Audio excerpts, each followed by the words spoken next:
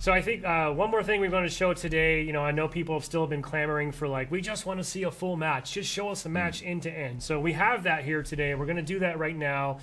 Just to kind of tee this up, I believe this was recorded last week or so. This is Xbox Series X gameplay just directly out of the console. These are not bots in play. This is a 4v4 Slayer on Livefire. Yep. I think a few members of our pro team mixed in with a couple members of the studio at large. You know, kind of to your point, right now for this focus, this is not, we're not trying to sort of say, telegraph, this is the competitive side of our game. Exactly. So this is about social, it's about fun, it's about learning and kind of evolving. So no one should read too much into that, right? Yeah, I mean, this is not your, you know, your BR starts really curated level. This is kind of more what like we call internally like our pub experience or our non-ranked experience. And so this is more of the quick play option that people will be seeing. Well, let's roll that, Josh, if you got it ready. And, you know, Tom, if you want to we can kind of provide some commentary along the way. We're not going to try to cast this or anything. I'm sure folks are just eager to soak it in. I but get Bravo to yell at me later if I did it's that. about 7 to 8 minutes, I think, end to end. But this is a full match of 4v4 Slayer, Halo Infinite, in our tech preview, essentially a version of this build on Livefire. So, Josh, go ahead and roll that when you're ready. Slay them all, Spartan. All right, yeah, I think this is a pro team POV. Well, let's see how good they are. Right off the bat, going for so the he's heat got the heat wave, right? Yep. So he switched the vert. So there's Steitzer. Stites. It's good to have Steitzer back, or we call it, there's some nickname of Stitesy is kind of the people implementing the VO.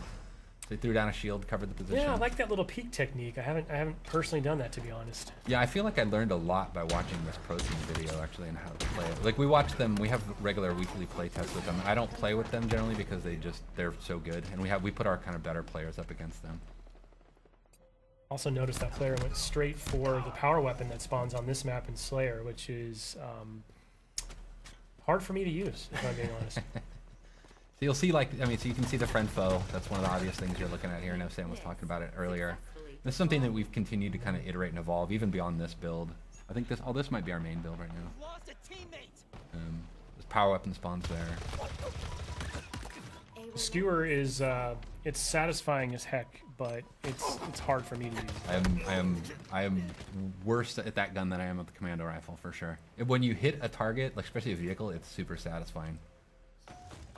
All right, so he was spectating.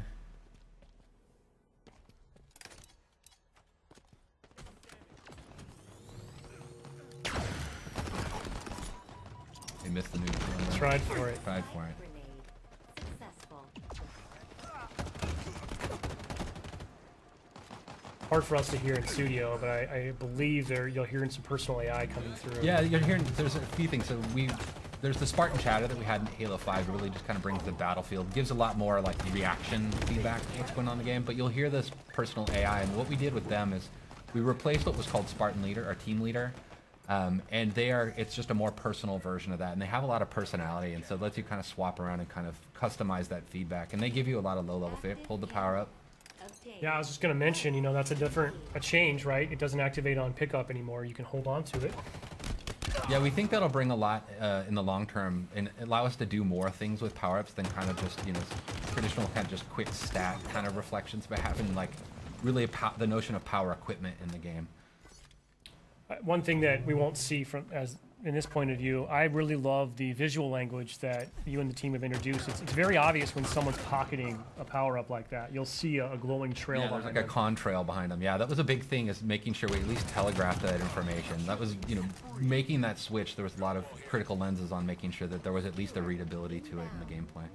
I mean, so now it's sort of that risk-reward, right? Do I hold this and wait for that final push? Do I burn it now so I don't lose it? Yeah, you make a lot of choices that way. Like I sometimes will pocket it and think I'm getting cocky, and then I'll lose it, and I'll give like overshow. That was a dope. I'll give the OS to the enemy, which is, you know, super risky at that point.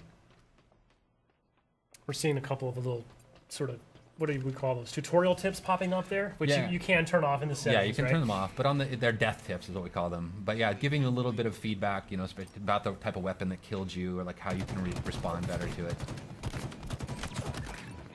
I'm not sure at this point the pro team needs to know that, like, hey, Yeah, exactly. Or, like, just opt out if you don't really care about it, if you don't need that information, or it makes you feel bad, as some people might feel. In my sights. I do love this map. Yeah, the pelicans flying by. It's the, you know, it's an homage to Sergeant Avery Johnson, Academy of. So it's kind of cool just to kind of pay homage to, like, you know, one of ours and everybody's favorite character in the side of the Halo canon. By the way, whoever this player is just getting active camo every spawn. I don't know what the other team's up to right now. Seems to be watching that call out. Yeah, the power-ups, we treat those like, you know, like the power weapons and stuff. They're up on a pad. They have a lot of messaging and broadcasting about them, so you know when they're coming up. Now your Spartan AI will tell you that, right? Yeah, the Spartan AI calls it out as well. So there's a lot of information just kind of driving feedback. You get the stick there. You can see, like, there's the weapon racks you'll see in the levels as well. He ran past one a second ago.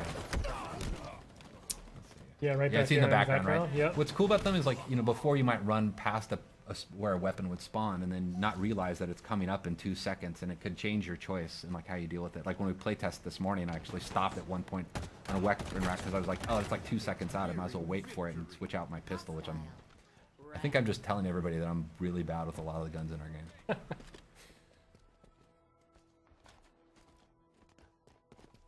Watch my back.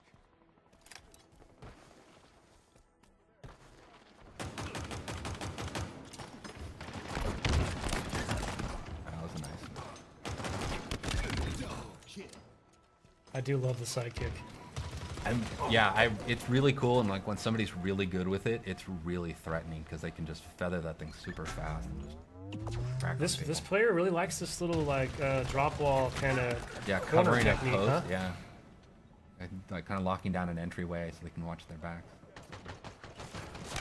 It's neat to watch how people use these, like, all the different equipments in different ways. Spike obtained. Well, hopefully a lot of players this weekend are going to be lighting this up on social, sharing clips with us, because I can't wait to see just some of the new creative ways that the community at large figures out how to use this new sandbox. Yeah, and it's interesting too, like, I mean, like, the way we have our maps tuned, like, in our main builds is they have different equipment and stuff on them, and because we don't have the entire sandbox in the flights, is we swap things out. So it's actually not even the same kind of, basically, map placement pass that we would have in the released version of the game.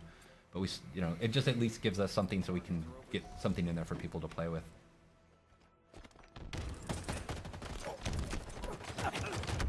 Oh, match is getting close. You can hear the music starting to kick up, kind of signifying the end of the match is coming.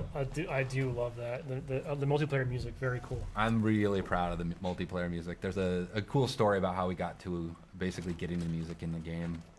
But it really meets this tone. It's something I've really wanted since Halo 4. Was this kind of post-rock soundtrack to the multiplayer. Well, actually just a Halo, but it became one of my goals for multiplayer. Taking damage.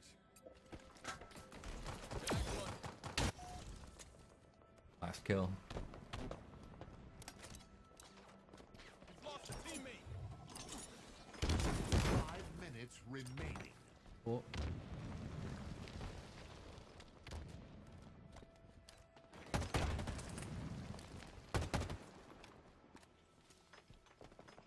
In my sights. Kill's got some drama.